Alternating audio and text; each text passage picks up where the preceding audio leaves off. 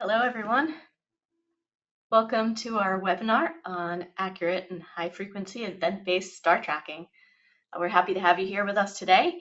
My name is Lisa Avila. I am one of the founders and the CEO of Kitware, and I'm going to start while everybody is joining and getting settled with just some housekeeping items, a quick intro, and then I'm going to turn things over to Scott McCloskey. He's our Director of Computational Imaging here at Kitware.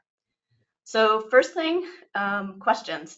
We want this to be an interactive webinar, so if you have any questions at any point, you'll see, sort of depending on the interface that you have and what platform you're on, but generally it's in the upper right area. There's a little rectangle speech bubble with a question mark in it. Click on that, you can type in whatever questions you want.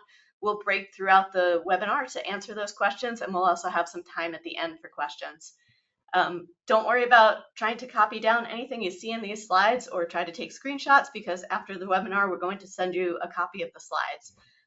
And then finally, when the webinar ends, there's going to be a survey that launches that lets you give us some feedback on our webinar and how we can make these better in the future. So we'd appreciate any feedback that you give to us there.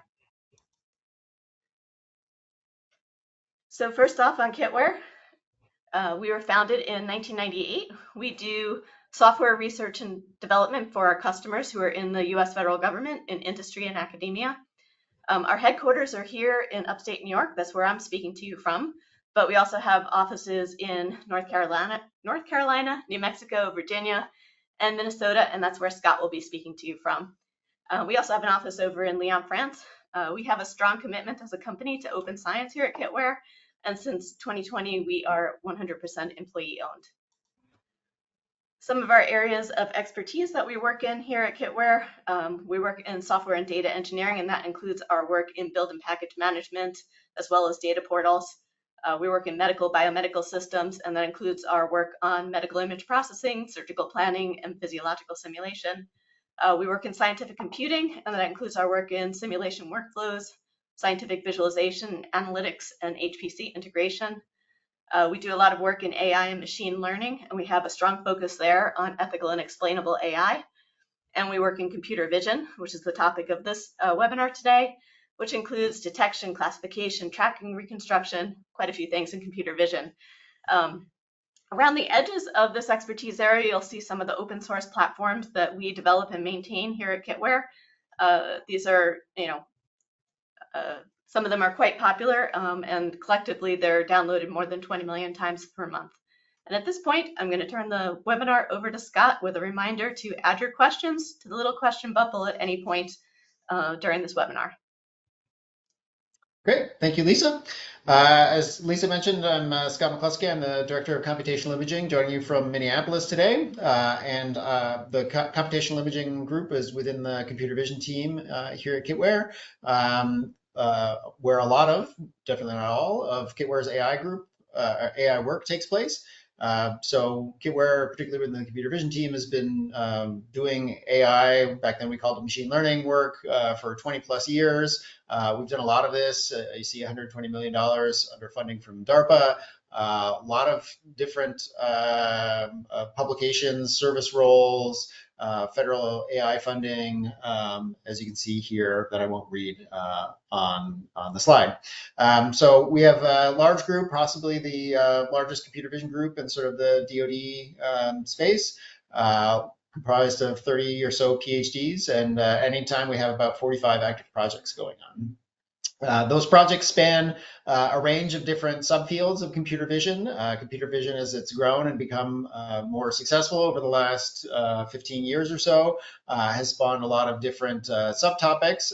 And these charts, these hexes here, illustrate a number of them that we work on. I won't go through all of them, but the topic you're hearing about today, the star tracking work, falls under this computational imaging bucket in the lower left-hand corner. And as Lisa mentioned, we're an open source software company. There's a smattering of the open source toolkits from the computer vision team shown in the bottom middle. Basically, if there's a problem with imaging, with images, that people want to make sense of what's in them, what the camera's doing, what the world's doing, we work on those from cameras up in space down to undersea cameras as well. Okay, so I'm going to be talking today about event-based sensing for star trackers. And the first couple of poll questions here are to establish a baseline of what people's familiarity are with those two topics. So the first question in the poll that'll come up is what your level of familiarity is with event-based sensing. So I'll explain what that is, but the amount of detail that I talk about will depend a little bit on the response to this poll. So you should be able to see that on your screen. And the second poll question is how familiar you are with the use of star trackers. Are you familiar with what a star tracker is, what it's used for, what's important about it? We may have, we have a good set of attendees here, some of whom are probably more familiar with event-based sensing, some of whom may be particularly interested in the application to star trackers, and some might just be interested in learning about both of them. So please go ahead and add your response to the two polls as they come along. It seems like the plurality of the votes on poll one is that people have heard about but never worked with event-based sensing, and some are very familiar. So that looks good.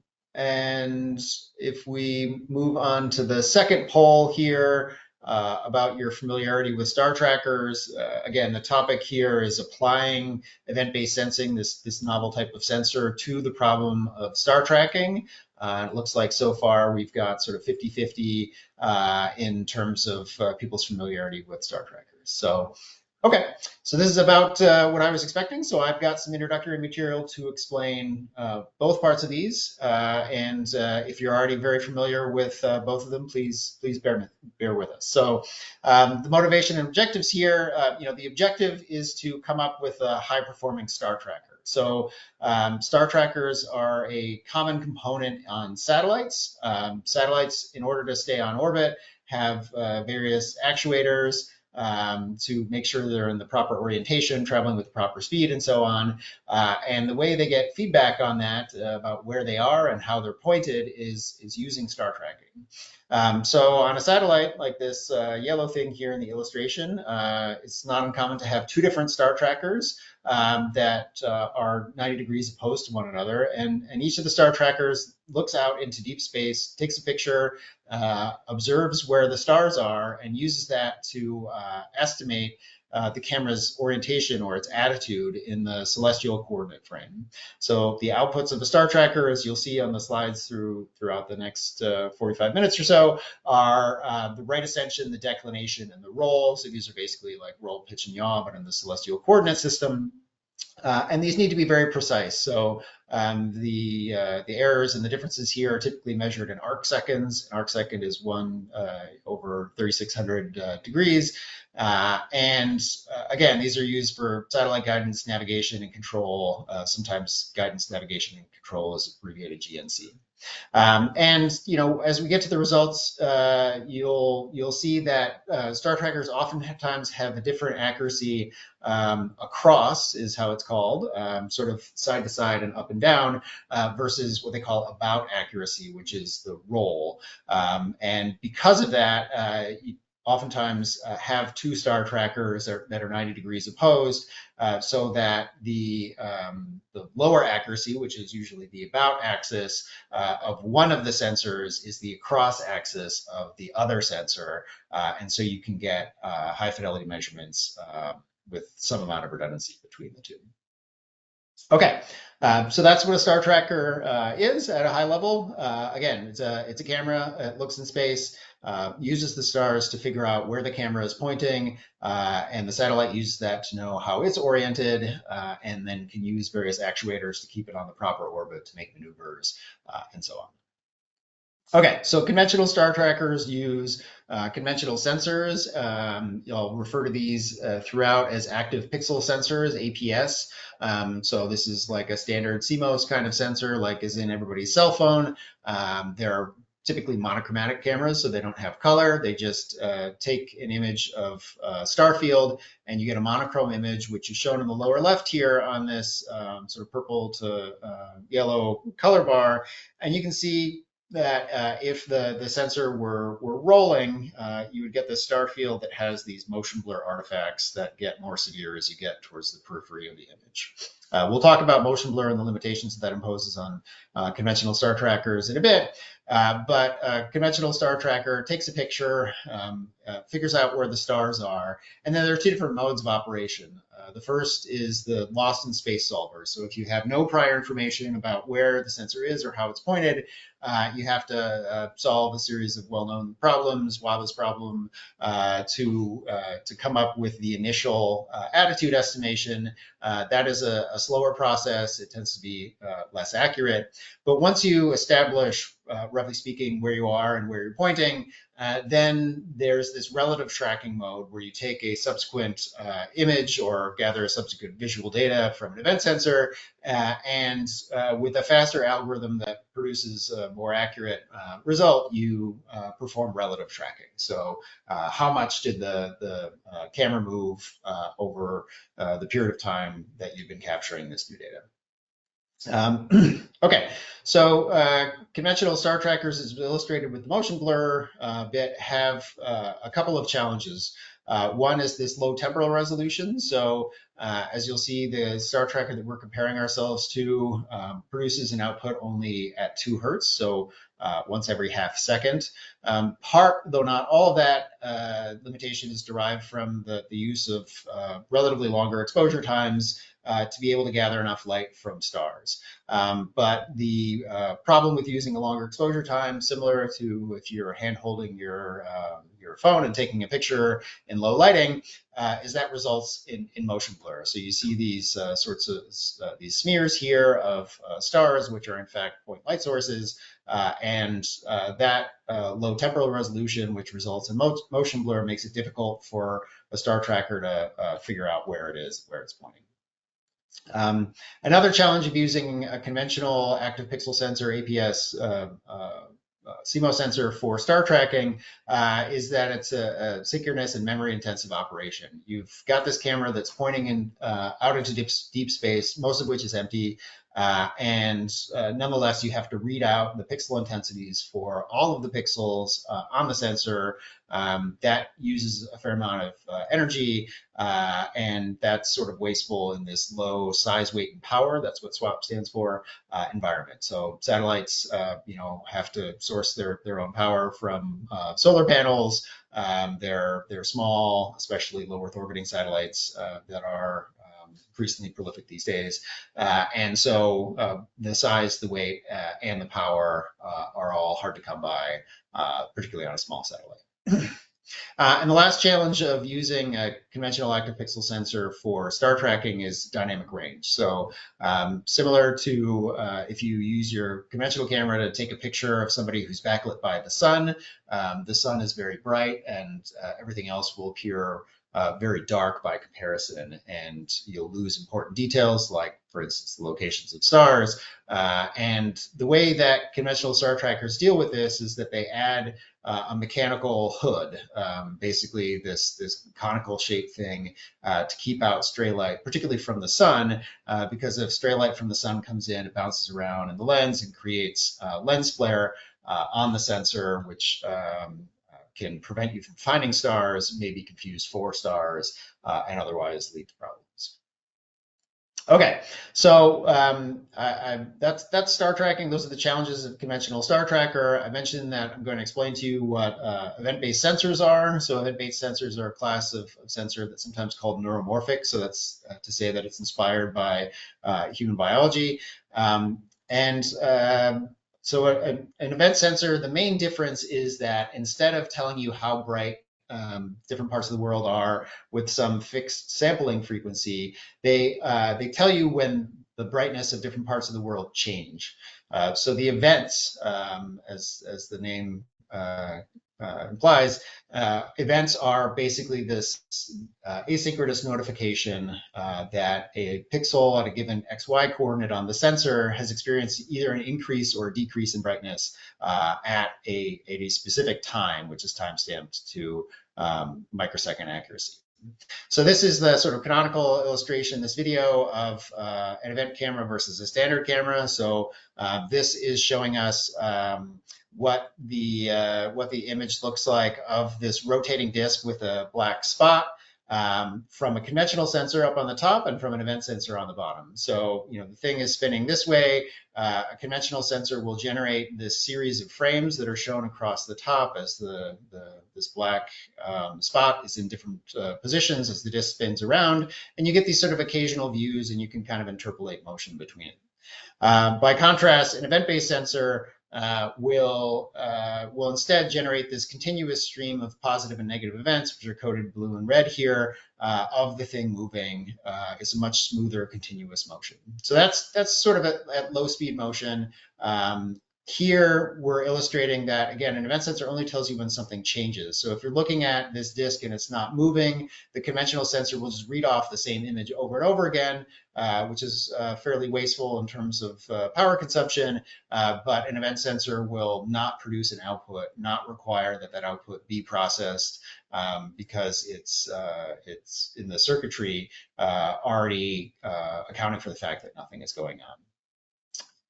Okay, and I've mentioned motion blur is one of the limitations of a conventional sensor. So this last part of the video here shows that when the disk is spinning very quickly, each one of these images from the conventional sensor is motion blurred. But from the event sensor, you avoid this motion blur. You just get these tighter spirals in this XYT plotting of the different events.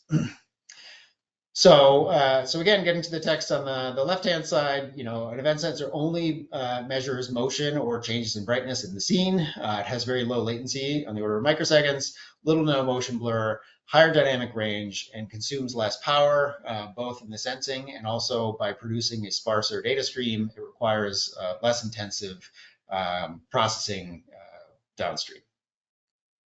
Okay. So we've been working on this for a couple of years now. We've taken the commercial event-based sensor that you'll see in a second, and we've been using this, developing custom algorithms, doing a lot of evaluation. And I want to highlight the benefits of event-based sensing for star tracking. And I'll do that visually first by showing the test setup and then highlighting a specific result before I get into more detailed quantitative results. So this is our experimental setup. We have the event sensor here. It's in this sort of black metal cube and has just an off-the-shelf 35 millimeter C-mount lens attached to it. This off-the-shelf event camera is a USB 3 camera. So one of these cables coming out of here is USB 3, and the other one is a cable that allows us to synchronize the timing between the event sensor, and this thing here. What you mostly see is this sort of brass horn-shaped thing. So this is the hood that I mentioned earlier to keep out lens flare.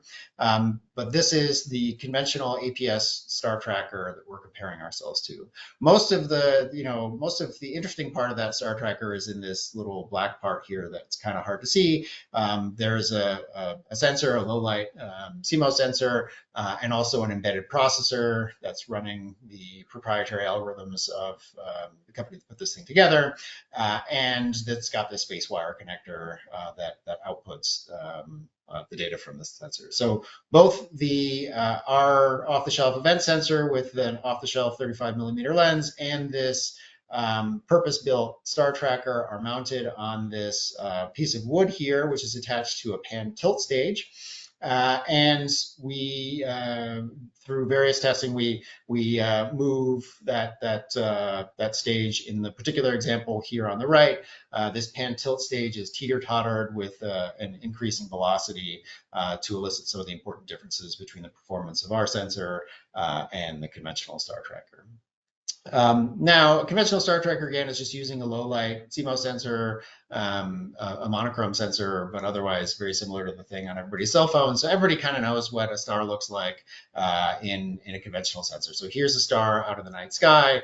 That region is blown up here.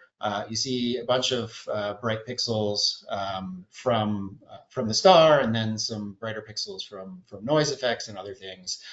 So everybody kind of knows what a conventional sensor star looks like. But in the lower panel here, you see how the event sensor sees a star. So the star in this case is moving from right to left. It generates at the brightest point of the star a series of positive events. So those are the sensor saying, hey, the pixels at these locations are getting brighter. And then there's this tail of negative events. So the negative events are the sensor saying these pixels are getting darker, in this case because the star has left them, has passed over them. So what we do with our algorithms is process this event data and figure out exactly where the star is, and also optionally the velocity at which it's moving. And we use that to solve the star tracking problem. I won't get into a lot of detail today about how exactly that works, but the rest of the slide here highlights, I think, sort of the main benefits of using both our algorithm and an event-based sensor compared to two different baselines. So on the right here, we have a series of outputs from the star trackers over about 40 seconds. Again, the outputs of a star tracker are the right ascension, the declination, and the roll. Those are the orientation and the three axes in the celestial coordinate system. And again, this is while this motorized stage is teeter-tottering with increasing speed. Particularly in the right ascension, you can see there's this sort of sawtooth pattern that's getting closer together. It's getting closer together as the thing gets faster. And then at the end, it just stops and is stationary for a while. So our approach, this nest method, is shown in red and oftentimes behind a couple of the other plots, but it generates this smooth, continuous output over the entire 40 seconds. And then superimposed on top of that are two different comparisons. The black X's are the outputs of this conventional APS star tracker. And a couple of things to note there. One is that when it is providing outputs, it provides outputs at 2 hertz. So 2 outputs every second. Our approach provides an output at around 1 kilohertz. So we have this sort of smooth continuous line, and these X's are spaced every half second. The other thing to notice about the output of the conventional star tracker is that there aren't outputs in most of the in this sort of middle part where the thing's moving too fast. As I mentioned, when a conventional star tracker is mounted to a satellite that's moving faster, in this case more than 3 or 4 degrees per second, the resulting image has some degree of motion blur that makes it hard to figure out where the star is. And the result is that during this period, denoted by this double-ended arrow, there's no output from the conventional star tracker. You see occasionally at occasional outputs at places where the instantaneous velocity is 0, but by and large, the conventional star tracker can't tell you where it's pointed during this period of time.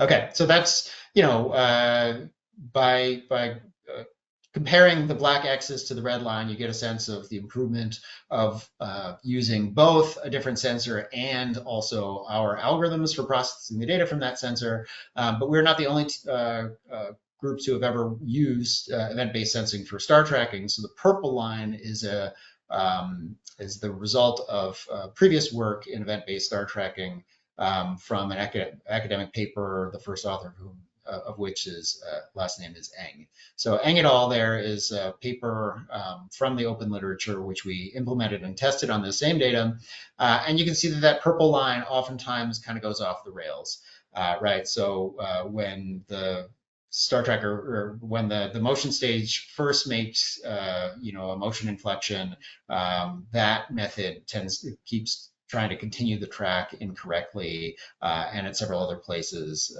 that track goes off the rails because, among other things, it doesn't know about changes in flow. So again, this is sort of the main visual output, visual outcome of the development work, the best visual summary of the improvements of the method, which is that compared to a conventional star tracker, we have about a 50x improvement in temporal sampling frequency, at least a 2x improvement in motion tolerance, and as I'll show on a video in a couple of seconds, we have sort of qualitative evidence of increased tolerance to lens flare without the use of a bulky mechanical hood.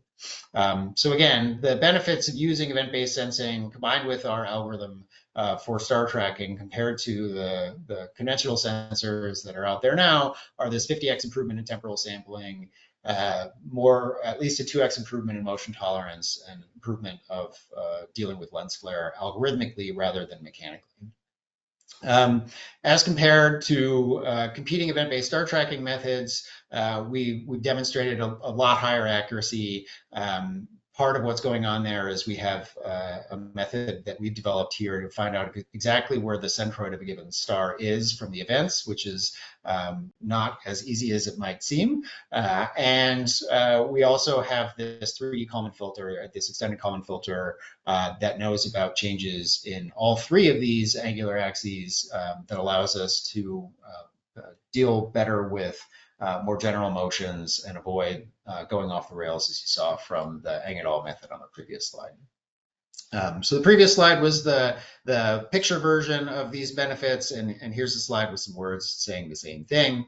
But now I want to show you some demo videos of this in process. So what you'll see here is part of our demonstration visualization. So you've got this sort of image field of view. On the image, you see these various white specks. You might also at this point be dusting off your monitor because they can look very similar. So those are individual positive events. So again, those are indications that pixel got brighter at a particular time. So there are a bunch of those. Some of those in the visualization here are circled in white. So the ones that are circled in white are the ones that correspond to known stars in the star catalog. And those are the ones that we're tracking in order to estimate the right ascension, the declination, and roll, which again are the three outputs of a star tracker. We're also estimating the velocity in X, Y, and Z here. The one that you want to pay attention to as this video is playing is the W_Y, which basically tells you about the motion magnitude. So at this point, we're going to be moving left and right and left and right. So the signs will flip, but we'll be tracking up to 7.5 degrees per second as this video plays along. So, here we are, we're moving at about 2 degrees per second. You'll see, obviously, some of the circles are flickering in and out, but we maintain custody of a sufficient number of stars to keep track of where we are and to output the right ascension, the declination, and roll. Again, this is this seesawing pattern that you saw plotted a couple of slides ago. And now we're going faster. We're 5 degrees or so per second. And again, the sign is changing, but now we're up to velocities in the 7 degree range, 7.8 degrees per second. And you see that we're still tracking here. We're still outputting valid right ascension, declination, and roll. So I'll let this play through now. But again, this is what the sensor sees. This is the real-time output of the algorithm we've developed. And this is support for the claim that we've got at least a 2x improvement versus conventional star trackers with respect to motion blur.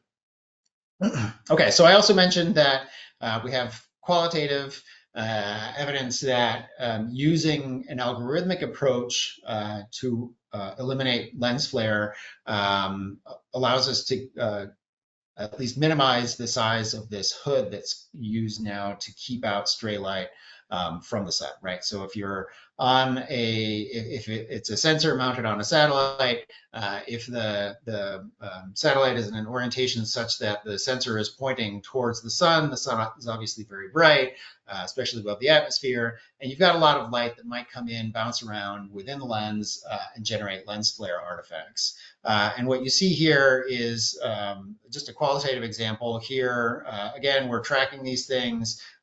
Here, we're running a version of the algorithm that suppresses certain detections if we think that they're impacted by a lens flare. So this one I call a qualitative example because I don't have the ground truth, because the ground truth sensor was problematic here. But what you see is that as we are panning from one side to the other, this is ground-based testing, I should clarify. The moon is now just outside of the field of view over here on the left, and you see that the bright moon is setting enough light that it generates flare within the lens that falls on the sensor, and that results in this sort of this crescent shape of positive events. So these are, again, pixels that are experiencing an increase in brightness, but in this case, not due to a star, instead due to photons that bounce around inside the lens that were previously reflected by the moon. But whoops, sorry about that. Can I pop in here, Scott, and just with a question? Sure, go ahead. Says, in case of event-based tracking, the event is identified on the sensor module controller and is shared to the subscribers on an HPC machine, right? So that would be an interface question for an eventual packaging. I mean, the way we've been doing this is that the events are consumed by the algorithm that does the star tracking. But like, some other star trackers that are out there, some of that data could pass through. And again, events are a sparser data stream than a whole image. And so passing them over limited bandwidth interfaces is more feasible with an event-based sensor. But it sounds like there's potentially an interest in not only having the star tracker output the attitude, but also pass some of the raw visual information, which definitely would be possible. we also have a question on why does this visualization look different than the one on your previous slide? Yeah, so again, in the previous slide, we were basically, this is just a different version of the software that was running on different data. And so the visualization here is sort of a different color on purple instead of white on black. But this is data from the same sensor running through a version of the same algorithm. But we added some different visualizations to illustrate, particularly again, when we get towards the end, and I think I fat fingered some button before it got to the most interesting part. So you'll see when this sort of frontier of events from the moon and its lens flare intersects a star that we had previously been tracking. So these stars here hit this crescent shape of positive events from the moon, and you'll see that they turn red, and that's us having detected that there is lens flare in the vicinity, and therefore that we will not be able to estimate the centroid of that star with the accuracy needed for high precision star tracking. And so we continue to track it, and of course we know what star it is in the catalog, but we weight it differently in the attitude estimation. And here, finally, I talked about it earlier, here's actually the moon transiting the field of view, and you see now the lens flare moves to the other side and everything else. So again, we don't yet have a concrete quantitative statement to make here about exactly what sun keep out angle could be. Again, we've been doing everything in ground-based testing, being above the atmosphere, and being worried about the sun instead of the moon obviously is a quantitatively different thing. But again, the key point of that illustration is that we can sort of algorithmically filter out lens flare in a way that reduces the need for the size of the hood to keep out stray light from the sun. Okay, so that brings us to our third poll question. We've talked about a couple of different attributes of star trackers: motion tolerance, readout rate, tolerance to lens flare, tolerance to bright objects, the sun keep out angle. And so the third poll question here for the assembled audience is, which of these attributes are most important? The biggest benefit quantitatively that we've demonstrated is improving the readout rate, which can be useful for complicated orbits. There's a lot of interest these days in cislunar and other orbits that are perhaps not as smooth as low Earth orbit. And of course, people are oftentimes interested in accuracy. I do want to point out that in our case, we used an off-the-shelf 35 millimeter lens that approximately matched the field of view of the conventional star tracker that we were comparing ourselves to, and that there are there are trade-offs, sort of conventional trade-offs, where you can use a different lens that will get you higher accuracy by narrowing the field of view and having basically the stars appear bigger at the expense of oftentimes motion tolerance, right? So there's this trade-off between the field of view and how accurate you can get and how much motion tolerance. So yeah, the looks like the almost majority now is primarily interested in accuracy, which again is closely related to the question of what front end lens you use on the system. But it's nice to see motion tolerance and temporal sampling frequency in there as well. Okay, I will move on to explain a little bit more of how we did this and some of the demonstration and some of the other resources that came out of this work. One of the big things that we spent a lot of time on was evaluation of this. So as I mentioned before, in the context of this Ang-et-al method, we are not the first group to look at using event-based sensing for star tracking, but we made significant improvements on how these are evaluated. So previous work has evaluated the accuracy of these things by taking an event sensor, mounting it on a tripod here, and pointing it at a monitor with star fields of known red ascent, declination, and roll are being displayed. So that's a way to get quantitative accuracy, but the monitor is not the same as looking at deep space, particularly with respect to dynamic range and the fact that these monitors have backlights that are oftentimes flickering. And that can be complicating for event-based sensors. So again, one of the outputs, the way we were able to demonstrate quantitatively our improvement was with the setup that you'd seen before in this picture in the bottom right. So we have real events of real stars, and we use this conventional star tracker to establish ground truth. We're an open source software company, so we've made this data public for others who might want to try to further improve event-based star tracking algorithms. And so those are out there, and we encourage people to work with them. I do want to acknowledge, of course, that as I've mentioned a couple of times, we've been doing entirely ground-based sensing so far. So there is this sort of disadvantage that we're looking up through the atmosphere, which is not typically what a star tracker does. And certainly this is impacting performance to a certain extent. There's stars twinkle because of atmospheric perturbations, and that's just a drawback of being here on Earth. So I have a few questions for you at this point. Yeah. So first, can you say something about the comparative quantitative error or variance of legacy versus EBC tracking, maybe as a function of speed? Yeah. So that's partially answered here on this next slide. So we have this set up here. We have the conventional star tracker. We have our event sensor, and it's on this pan tilt stage. Now, the thing that I would love to have been better is that this pan tilt stage is not so finely controllable that we can use it to produce ground truth of how the pointing has changed, right? We tell it to move by a certain number of degrees, and it goes, roughly that much, but definitely not to arcsecond accuracy.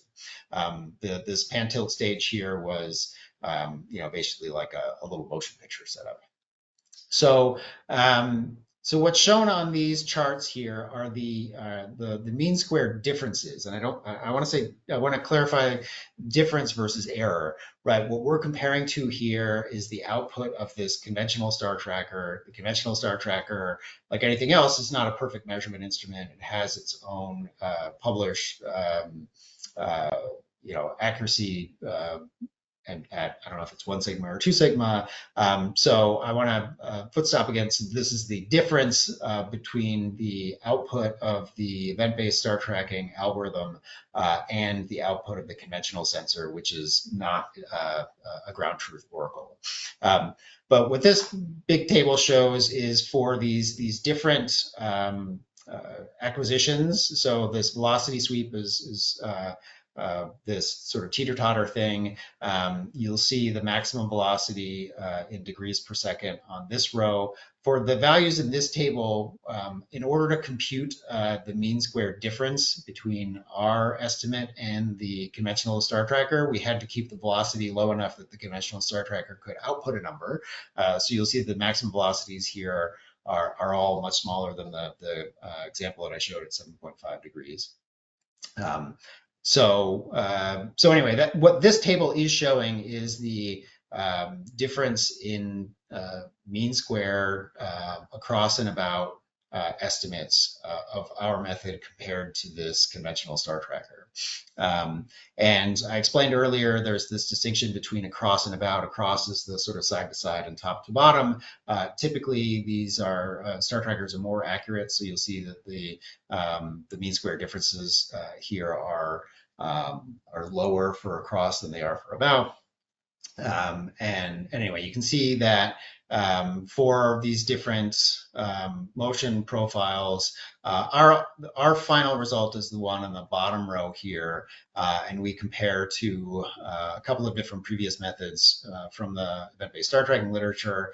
And then there's this this feature of our system, this offset, which I won't get into the details of, but it's a method to account for the timing delays introduced by the event camera circuit, and it allows us to figure out more accurately where exactly the star is. So I think, Lisa, you said there was more than one question, and I said a lot of words about one of them. Sure. Another one is, how is the power consumption reduced in case of events? Because I think for observing an event, the chip will need to pull and continuously check for change, which will consume power. So we don't have good quantitative numbers on this, but the power consumption from an event-based sensor is largely due to generating fewer outputs. So the analog circuit on the event-based sensor has this reference voltage and only generates an output when the change relative to that reference voltage exceeds the logarithmic threshold. And so so the main power saving is by generating fewer results rather than having to read off every pixel, including the pixels where there are no stars. That said, we have not developed good instrumentation for measuring the power savings here, in large part because all of our algorithms right now are running on a general purpose processor. You'll see in a slide or two the demo system that we have that runs on a Raspberry Pi. The Raspberry Pi is running Linux operating system that has its own power consumption. So I don't have, with high fidelity, good power measurements to share with you at this point. And also, you had mentioned that the data is available. How would somebody go about getting access to that data?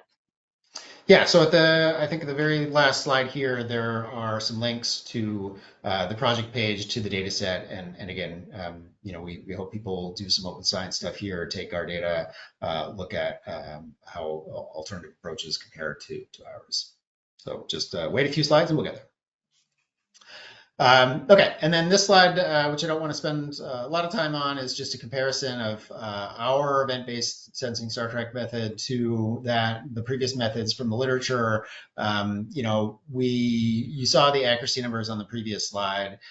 Those derive from improved centroiding accuracy. So that's how many pixels away is the estimate of the star centroid from its ground truth location. Again, we're operating at 1 kilohertz. We have both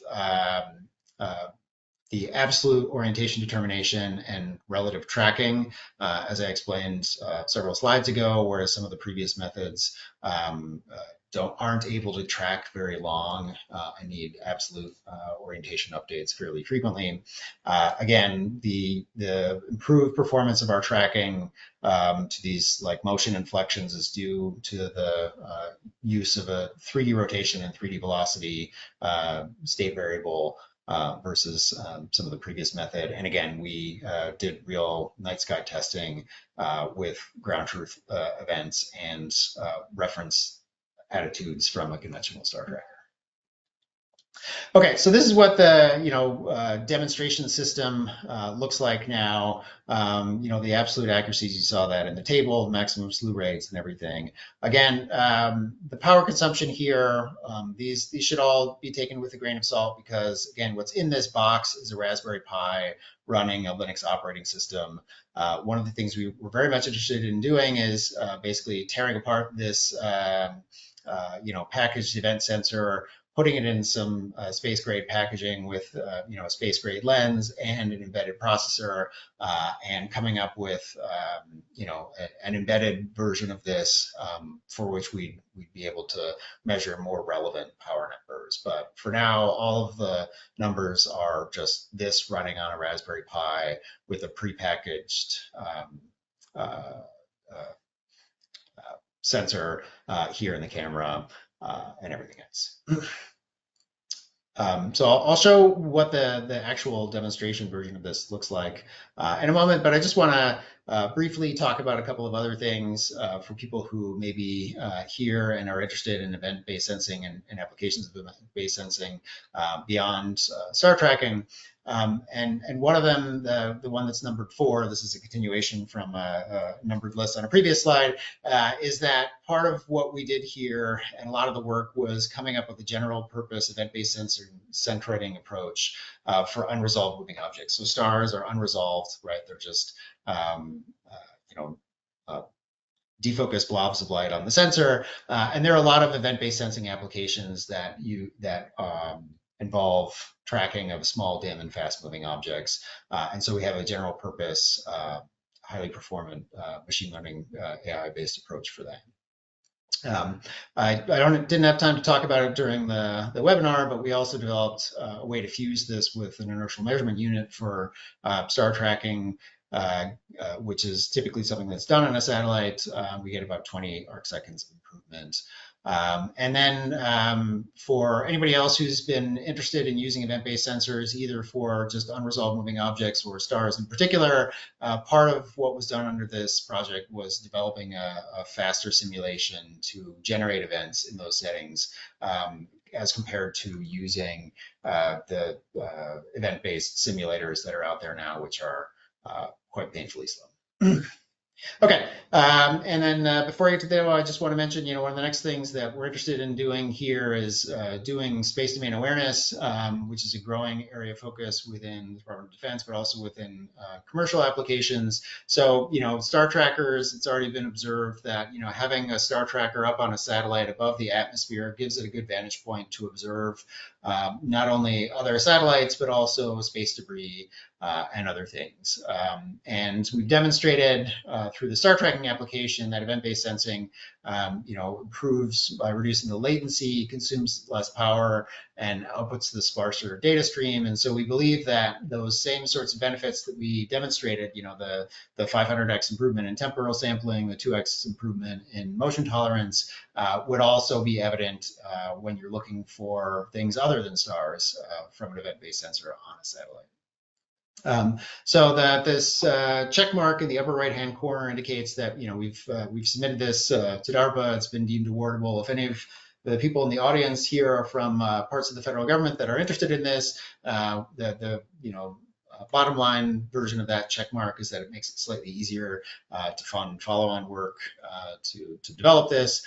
Without getting into a bunch of the details, space domain awareness now is primarily done with ground-based observations at very exquisitely maintained facilities at high elevations with good weather. But nonetheless, there are still limitations of ground-based sensing due to gaps over the oceans, polar regions, light pollution, weather, all that kind of stuff.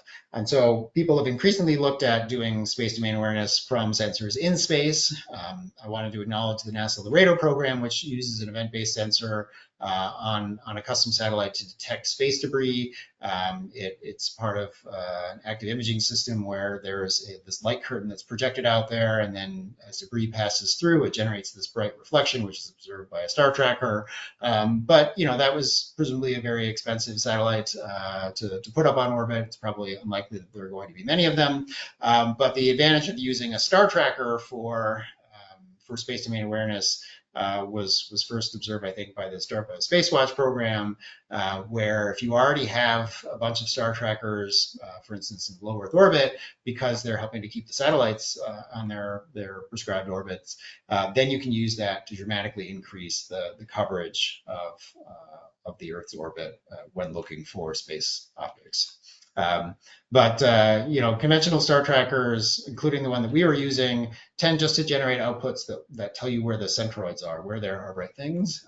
And as I think was alluded to by one of the questioners earlier, there's a benefit to getting actual image data out and not just centroids.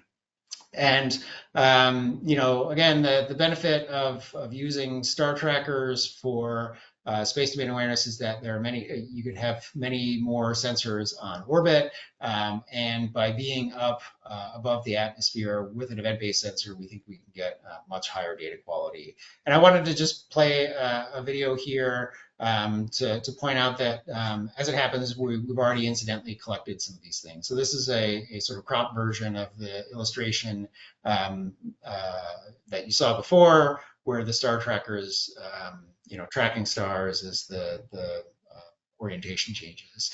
And what you might not have noticed the first time is that at the very beginning, there was this spot which is now going sort of swimming upstream as all the stars are going from right to left. This thing is going on a different course, and that's because it's not a star, it's a satellite. So we've already been capturing these things. We'd like to quantify the benefit of orbit determination, moving object characterization from event-based data as follow-on work here.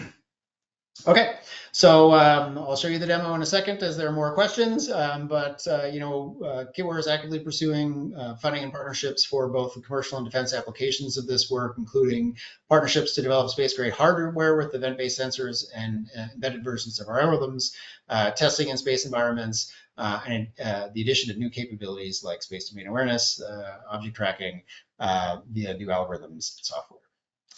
So lastly, here are the links to the resources that have been alluded to. As was mentioned at the beginning, these slides will be available for download, so you don't, these are links, right? So you can't actually see what the hyperlink is, but you'll be able to see it when the slides are delivered to you.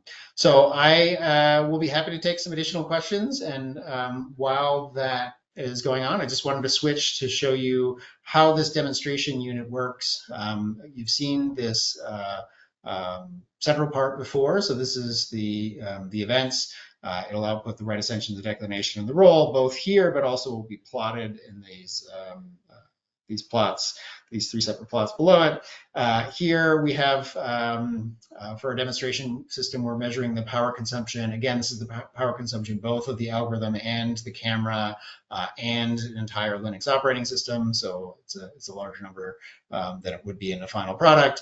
And this is the frequency with which the filter is running. And then there's a visualization on the right here of both where the star tracker says that it's pointed and 90 degrees, or sorry, 180 degrees opposed in rotation, where the cheap little pan tilt unit thinks that it's pointing. So there'll be some misalignments here in the blue arrow, but you'll see that we're tracking this thing as it's smoothly moving, and it'll get more interesting here as things go along. But as this plays, I'll be happy to take any final questions.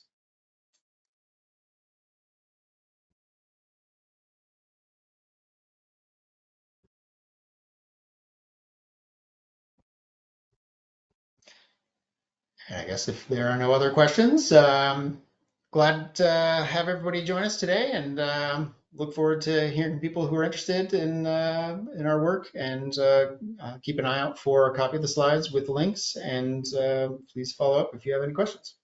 Yeah, there's one that just popped in. It says accuracy dominated by latency. Not exactly sure what's being asked there, but we do in our setup where we're measuring accuracy, we spend a lot of time synchronizing the event sensor with the conventional star tracker that we're using as a pseudo ground truth source. So I don't think that there is latency between the latency baked into the accuracy that you had seen. the As a start of the convention. clarification, latency and calculation. Well, the latency is quite a bit smaller here because we're running at one kilohertz. And again, the timestamp that the events have themselves microseconds timestamps, so we sort of backdate the attitude estimate to the timestamp of the associated event from which the attitude was computed. So in any event, I think it's a very short lag, especially on the order of 7 degrees per second of the testing.